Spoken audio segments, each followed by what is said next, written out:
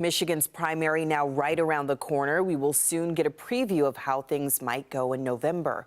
Nick Monticelli reports that our state could play a main role in deciding who sits in the Oval Office.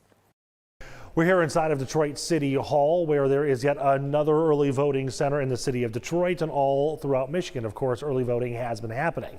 As we inch closer, though, to the end of early voting and the end of the primary election, we get closer to November and the general election. And a larger conversation begins about how important Michigan is going to be. It will be a battleground state, if not the state, the voters deciding in here who the next president of the United States will be. So far, the turnout at early voting centers has been as expected, slow but steady. That seems to be the point, allowing people to vote at their own pace on their own time, over time. Between now and the general election in November, we're going to be bombarded with politics as the country decides which president will return to the White House.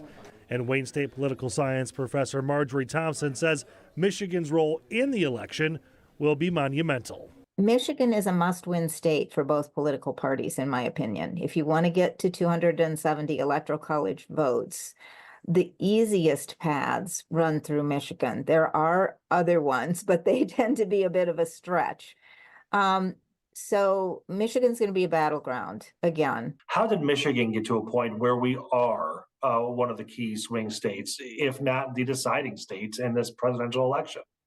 Well, I mean, the country is split, and the states are pretty polarized, but a few of them, like Michigan, are polarized within the state. And so, you know, we have regional areas, the UP, the upper, lower, some parts of the western part of the state have different preferences than Southeast Michigan, the university, the counties that have university towns, et cetera.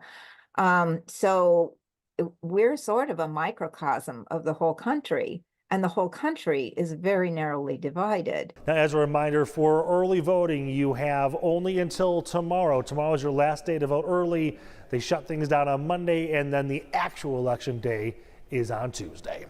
We're at Detroit City Hall. Nick Monticelli, Local 4.